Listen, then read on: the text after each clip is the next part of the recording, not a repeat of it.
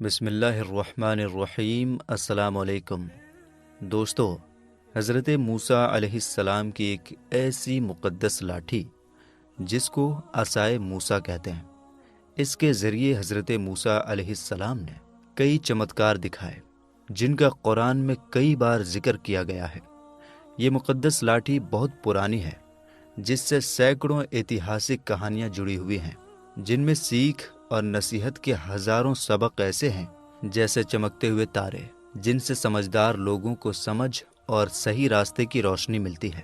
یہ لاٹھی حضرت موسیٰ علیہ السلام کے قد یعنی ہائٹ کے برابر 10 ہاتھ لمبی تھی۔ اس کے اوپر 2 شاخیں تھیں جو رات میں مشال کی طرح روشنی دینے لگتی تھی۔ یہ جنت کے درخت پیلو کی لکڑی سے بنائی گئی تھی اور اس کو حضرت آدم علیہ السلام جنت سے اپنے ساتھ لائے تھے۔ چنانچہ حضرت سید علی اجہوری علیہ الرحمہ نے فرمایا کہ جس کا ترجمہ ہے، حضرت آدم علیہ السلام کے ساتھ عود خوشبودار لکڑی، حضرت موسیٰ علیہ السلام کا عصا جو عزت والی پیلو کی لکڑی کا تھا، انجیر کی پتیاں، حجر اسود جو مکہ شریف میں ہے، اور نبی معظم حضرت سلیمان علیہ السلام کی انگوٹھی، یہ 5 چیزیں جنت سے اتاری گئی۔ حضرت آدم علیہ السلام کے بعد یہ مقدس لاٹھی ایک کے بعد ایک انبیاء کرام علیہم السلام کو وراثت میں ملتی رہی، یہاں تک کہ حضرت شعیب علیہ السلام کو ملی جو قوم مدین کے نبی تھے۔ جب حضرت موسیٰ علیہ السلام مصر سے ہجرت کر کے مدین پہنچے تو حضرت شعیب علیہ السلام نے اپنی بیٹی حضرت بی بی صفورہ رضی اللہ تعالی عنہا کا نکاح آپ سے کر دیا۔ آپ 10 سال تک حضرت شعیب علیہ السلام کی خدمت میں رہے اور ان کی بکریاں چراتے رہے۔ اس وقت اللہ تعالیٰ کے حکم کے مطابق حضرت شعیب علیہ السلام نے آپ کو یہ مقدس لاٹھی عطا کی۔ پھر جب آپ اپنی بیوی کو ساتھ لے کر مدین سے مصر اپنے وطن کی طرف روانہ ہوئے اور مقدس وادی طویٰ میں پہنچے تو اللہ تعالیٰ نے اپنی تجلی سے آپ کو نوازا اور آپ کو نبوت، پیغمبری کا اونچا مقام عطا کیا۔ اس وقت اللہ تعالیٰ نے آپ سے جس طرح کلام فرمایا، قرآن مجید نے اس کو اس طرح بیان فرمایا کہ جس کا ترجمہ ہے، اور یہ تیرے داہنے ہاتھ میں کیا ہے اے موسیٰ؟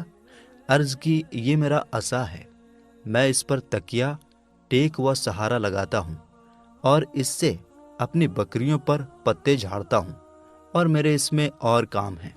معارب اخری دوسرے کاموں کی تفسیر میں حضرت علامہ ابو البرکات عبداللہ بن احمد نصفی علیہ الرحمہ نے فرمایا کہ جیسے اس کو ہاتھ میں لے کر اس کے سہارے چلنا، اس سے بات چیت کر کے دل بہلانا، دن میں اس کا درخت بن کر آپ پر سایہ کرنا، رات میں اس کی دونوں شاخوں کا روشن ہو کر آپ کو روشنی دینا، اس سے دشمنوں، درندوں اور سانپوں بچھوؤں کو مارنا، کنویں سے پانی بھرنے کے وقت اس کا رسی بن جانا اور اس کی دونوں شاخوں کا ڈول بن جانا، بوقت ضرورت اس کا درخت بن کر خواہش کے مطابق پھل دینا، اس کو زمین میں گاڑ دینے سے پانی نکل پڑنا وغیرہ۔ میرے دوستو، حضرت موسیٰ علیہ السلام اس مقدس لاٹھی سے بتائے گئے کام کرتے رہے، لیکن جب آپ فرعون کے دربار میں ہدایت دینے گئے اور اس نے آپ کو جادوگر کہہ کر جھوٹا ٹھہرایا تو اس لاٹھی کے ذریعے کئی بڑے معجزات یعنی چمتکار دکھائے گئے۔ ان چمتکاروں کا تذکرہ قرآن مجید میں کئی بار کیا گیا، جن میں سے 3 معجزات کا ذکر آپ کو بتانے جا رہے ہیں۔ پہلا معجزہ، ایک بار فرعون نے ایک بڑا میلہ لگوایا۔ اس نے اپنی پوری سلطنت کے جادوگروں کو بلایا اور کہا کہ وہ حضرت موسیٰ علیہ السلام کو ہرانے کے لیے مقابلہ کریں۔ اس میلے میں لاکھوں لوگ جمع ہو گئے۔ ایک طرف بہت سارے جادوگر اپنے جادو کے سامان کے ساتھ کھڑے ہو گئے، دوسری طرف حضرت موسیٰ علیہ السلام اکیلے کھڑے تھے، لیکن پھر بھی وہ ڈٹ کر مقابلہ کرنے کے لیے تیار تھے۔ جادوگروں نے فرعون کی عزت کی قسم کھا کر اپنی لاٹھیوں اور رسیوں کو زمین پر پھینکا۔ پھینکتے ہی وہ لاٹھیاں اور رسیاں سانپ بن گئیں۔ یہ سانپ پورے میدان میں پھونکارے مارتے ہوئے دوڑنے لگے۔ لوگ ڈر کے مارے ادھر ادھر بھاگنے لگے۔ فرعون اور اس کے جادوگر خوش ہو کر سوچنے لگے کہ انہوں نے جیت حاصل کر لی۔ وہ تالی بجا کر اپنی جیت کا جشن منانے لگے۔ تبھی حضرت موسیٰ علیہ السلام نے اللہ کے حکم سے اپنی لاٹھی زمین پر پھینکی۔ وہ لاٹھی ایک بڑا اور خوفناک اجگر بن گئی۔ اس اجگر نے جادوگروں کے سبھی سانپوں کو نگل لیا۔ یہ چمتکار دیکھ کر سبھی جادوگر اپنی ہار کو مانتے ہوئے سجدے میں گر پڑے۔ پھر انہوں نے زور سے اعلان کیا کہ اب وہ سبھی لوگ حضرت ہارون اور حضرت موسیٰ علیہ السلام کے رب پر ایمان لے آئے ہیں۔ چنانچہ قرآن مجید نے اس واقعے کا ذکر کرتے ہوئے ارشاد فرمایا کہ جس کا ترجمہ ہے، بولے اے موسیٰ یا تو تم ڈالو یا ہم پہلے ڈالیں۔ موسیٰ نے کہا بلکہ تم ہی ڈالو۔ جبھی ان کی رسیاں اور لاٹھیاں ان کے جادو کے زور سے ان کے خیال میں دوڑتی معلوم ہوئی تو اپنے جی میں موسیٰ نے خوف پایا۔ ہم نے فرمایا ڈر نہیں، بے شک تو ہی غالب ہے، اور ڈال تو دے جو تیرے داہنے ہاتھ میں ہے، وہ ان کی بناوٹوں کو نگل جائے گا۔ وہ جو بنا کر لائے ہیں وہ تو جادوگر کا فریب ہے، اور جادوگر کا بھلا نہیں ہوتا۔ کہیں آوے تو سب جادوگر سجدے میں گرا لیے گئے۔ بولے ہم اس پر ایمان لائے جو ہارون اور موسیٰ کا رب ہے۔ دوسرا معجزہ، بنی اسرائیل کا اصل وطن ملک شام تھا، لیکن حضرت یوسف علیہ السلام کی حکومت کے زمانے میں یہ لوگ مصر میں آ کر آباد ہو گئے، اور ملک شام پر قوم عمالقہ کی حکومت اور قبضہ ہو گیا، جو بدترین قسم کے کفار تھے۔ جب فرعون دریائے نیل میں غرق ہو گیا اور حضرت موسیٰ علیہ السلام کو فرعون کے خطرات سے اطمینان ہو گیا، تو اللہ تعالیٰ نے حکم دیا کہ قوم عمالقہ سے جہاد کر کے ملک شام کو ان کے قبضے و حکومت سے آزاد کرائیں۔ چنانچہ آپ 6 لاکھ بنی اسرائیل کے لوگوں کو لے کر جہاد کے لیے نکل پڑے۔ لیکن جب آپ ملک شام کے علاقے میں پہنچے تو بنی اسرائیل پر قوم عمالقہ کا اتنا ڈر چھا گیا کہ وہ ہمت ہار گئے اور جہاد سے منہ موڑ لیا۔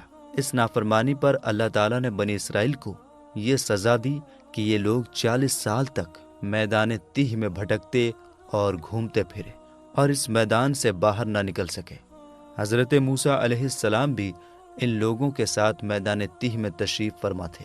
جب بنی اسرائیل اس بن پانی اور سوکھی زمین پر بھوک اور پیاس سے بے قرار ہو گئے تو اللہ تعالیٰ نے حضرت موسیٰ علیہ السلام کی دعا سے ان لوگوں کے کھانے کے لیے من و سلوہ آسمان سے اتارا۔ من شہد کی طرح ایک قسم کا حلوہ تھا اور سلوہ بھونی ہوئی بٹیریں تھیں۔ کھانے کے بعد جب یہ لوگ پیاس سے بےتاب ہونے لگے اور پانی مانگنے لگے تو حضرت موسیٰ علیہ السلام نے پتھر پر اپنی لاٹھی مار دی تو اس پتھر میں 12 پانی کے چشمے پھوٹ کر بہنے لگے، اور بنی اسرائیل کے 12 خاندان اپنے اپنے ایک چشمے سے پانی لے کر خود بھی پینے لگے اور اپنے جانوروں کو بھی پلانے لگے، اور پورے 40 سال تک یہ سلسلہ جاری رہا۔ یہ حضرت موسیٰ علیہ السلام کا معجزہ تھا جو لاٹھی اور پتھر کے ذریعے ظہور میں آیا۔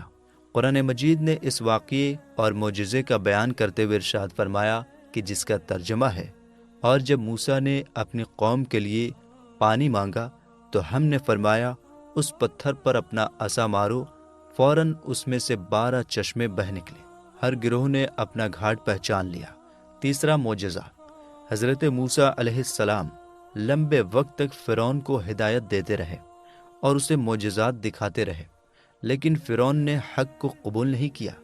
اس کے بجائے اس کی شرارت اور ضد بڑھتی گئی، اور کیونکہ بنی اسرائیل نے اس کی خدائی کو تسلیم نہیں کیا، اس لیے اس نے ان پر بہت زیادہ اتیاچار اور ظلم کیا۔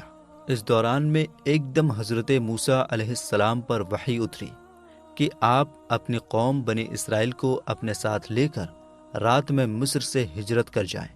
چنانچہ حضرت موسیٰ علیہ السلام بنی اسرائیل کو ساتھ لے کر رات میں مصر سے روانہ ہو گئے۔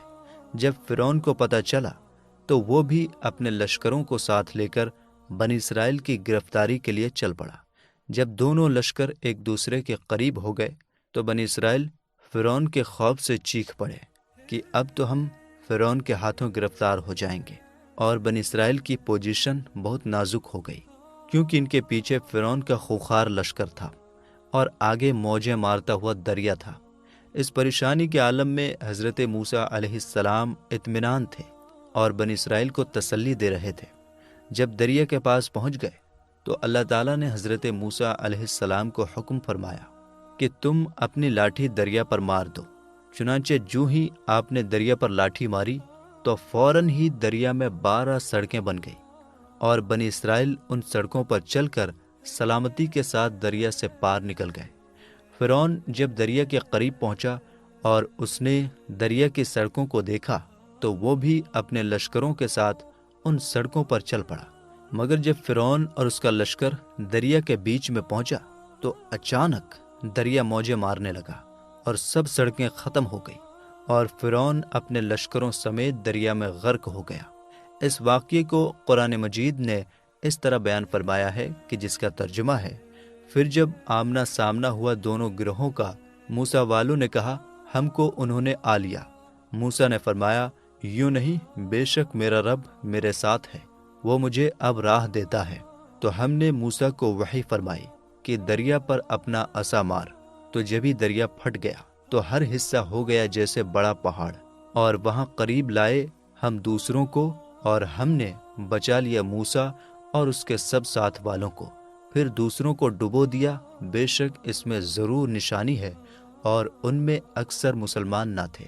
یہ حضرت موسیٰ علیہ السلام کی پاک لاٹھی کے ذریعے ہونے والے 3 بڑے معجزات ہیں، جنہیں قرآن پاک نے کئی بار بتایا ہے تاکہ لوگ ان سے سیکھیں اور ہدایت حاصل کریں۔